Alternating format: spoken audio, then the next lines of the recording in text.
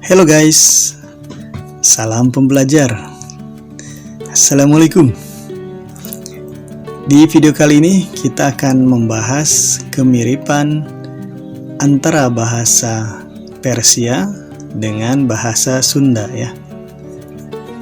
Jadi kita akan lihat nih ada beberapa kata ya. Di sini saya cantumkan 7 kata ya. Mudah-mudahan nanti bisa saya temukan beberapa kata lainnya ya.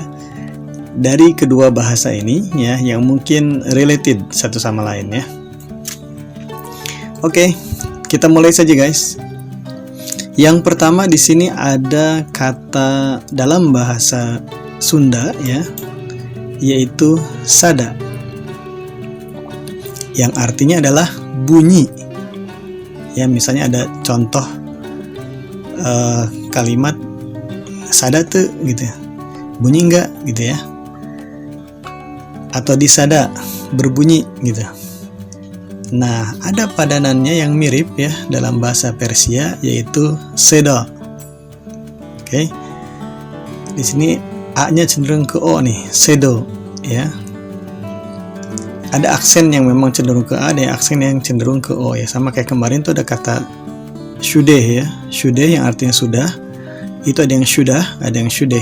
Terutama yang Persia yang ke arah dulu namanya Khorasan ya, atau sekarang daerah-daerah Afghanistan, Tajikistan gitu ya. Itu lebih ke A. Oke, yang ke arah Asia Tengah lah gitu. Nah, sedangkan yang ke arah Iran ya, itu cenderung ke O. Sedo gitu.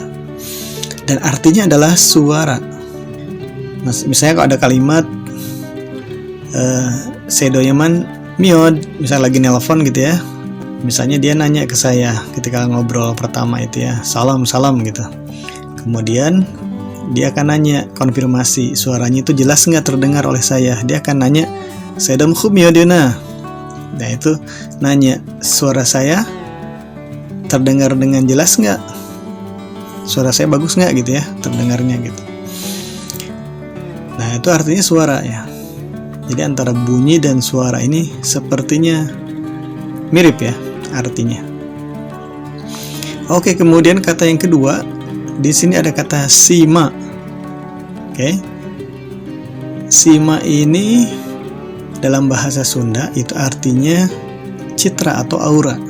Ya mungkin yang orang Sunda sering mendengar ungkapan orang tua dulu bilang ya, kalau misalnya ketemu dengan sesuatu yang menakutkan gitu ya, apalagi misalnya lagi berjalan di hutan, ketemu dengan misalnya sesuatu yang menakutkan, atau ketemu malah macan misalnya itu ya, harimau gitu, bahasa Sundanya maung. Nah itu suka ada kayak semacam jampi-jampi gitu ya, suruh untuk bilang si maing, si mamaung. Citra atau auraku adalah aura harimau, aura macan gitu. Itu sebenarnya untuk sugesti supaya kita menjadi berani. Meskipun boleh jadi itu adalah mantra ya sebelumnya, atau oleh orang-orang zaman dulu itu adalah mantra atau jampi-jampi gitu ya. Kita nggak tahu. Nah itu di situ artinya adalah sima di sini adalah citra atau aura. Nah ada yang mirip dengan atau di bahasa Persia sama ditulisnya sima dibacanya simo ya, simo.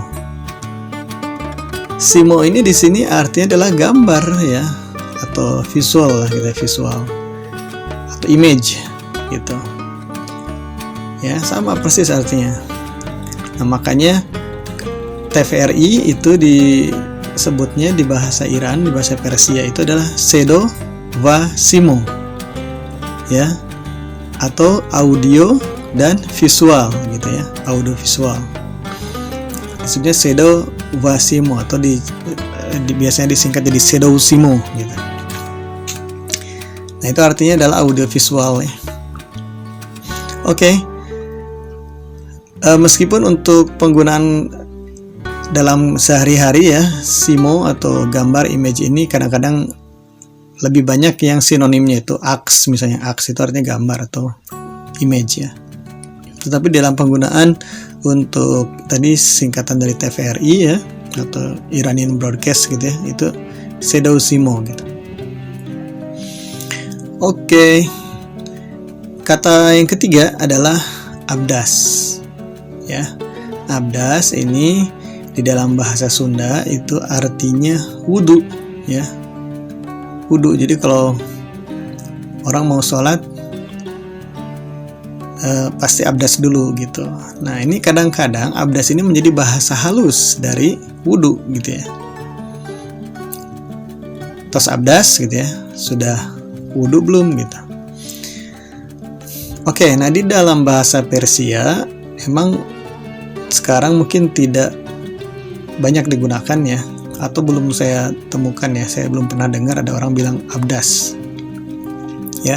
Tetapi ini sebenarnya adalah gabungan dari dua suku kata, yaitu suku kata yang pertama adalah ab atau ob ya, yang artinya adalah air, dan dast yang artinya adalah tangan ya. Jadi kalau digabung ya dia air tangan gitu ya.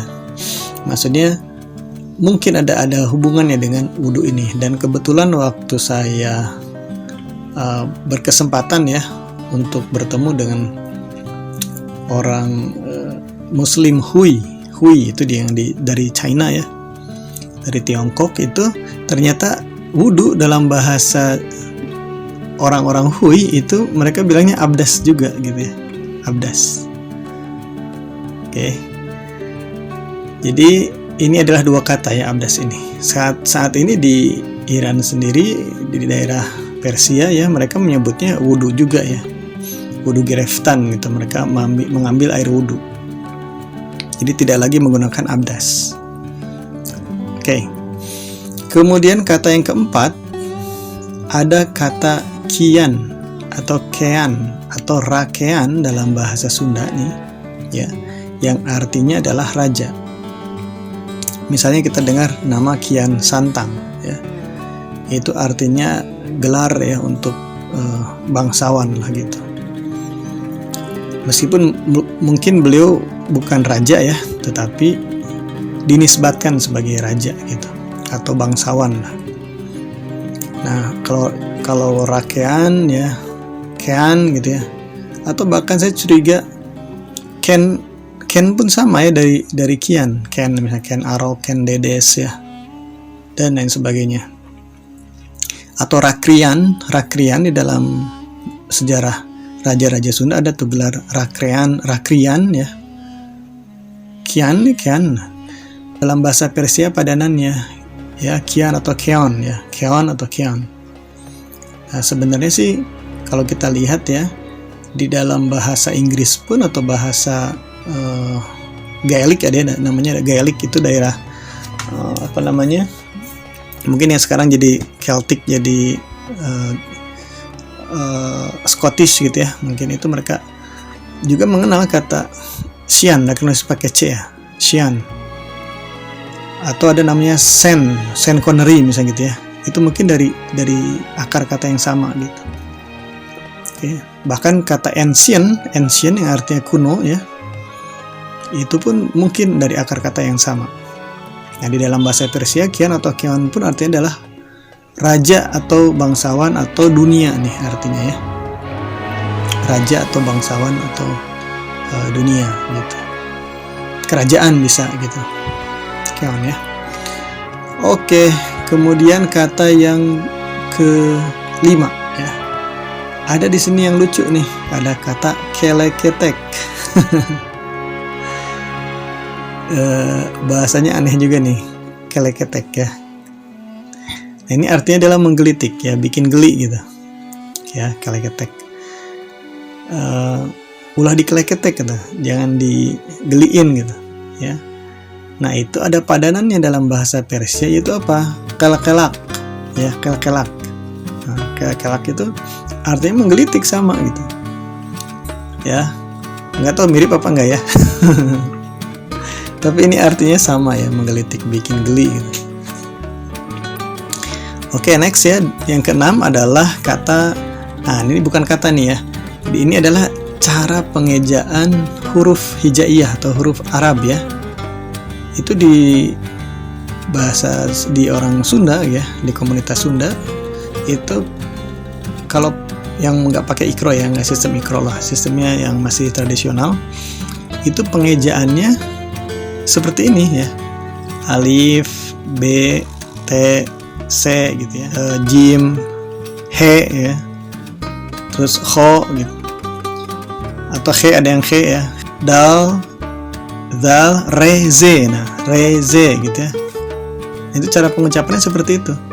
Padahal orang Arabnya sendiri, ya di semua negara Arab itu pengejaannya, pelafalannya adalah alif, ba, ta, sa, ya ke a gitu, bukan ke e. Ra, ro, za gitu.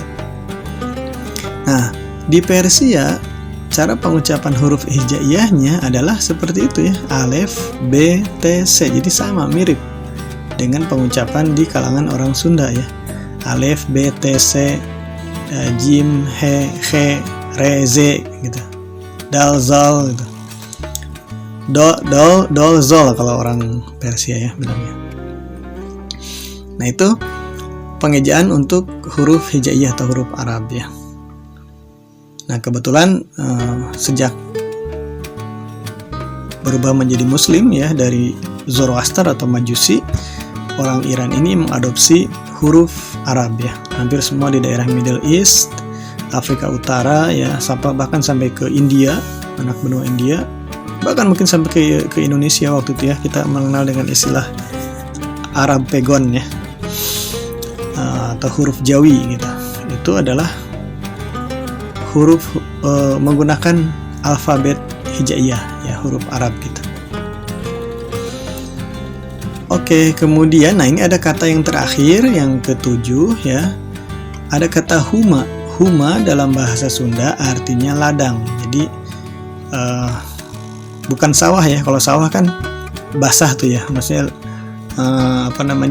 sistem pertanian atau penanaman padi menggunakan lahan tanah yang diairi, airnya menggenang ya. Kalau huma itu enggak, huma itu kering ya.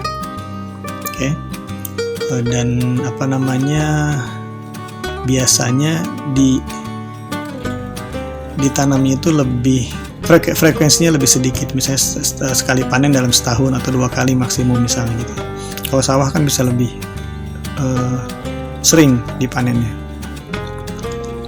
Nah, ada dalam bahasa, mungkin lebih tepatnya bukan bahasa Persia ya, tapi lebih ke induknya atau lebih kuno dari bahasa Persia ya, yaitu bahasa Avesta. Avesta itu adalah bahasa yang digunakan di dalam kitab Zanavestanya orang-orang Zoroaster atau Majusi ya.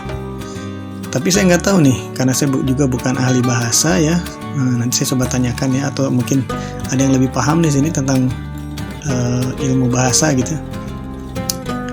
Jadi hauma ya, ini adalah tanaman suci atau tanaman ritual ya. Ini apakah ada hubungannya?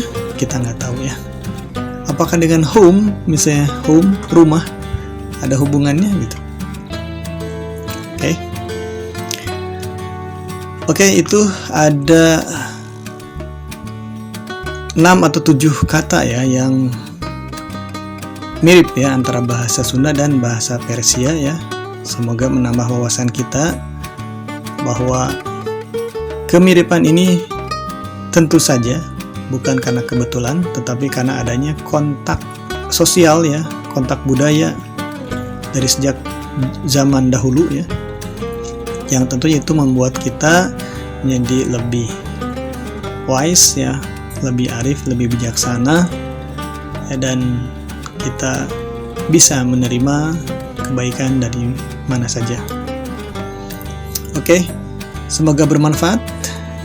Jumpa lagi di video selanjutnya. Salam pembelajar, stay hungry, stay foolish.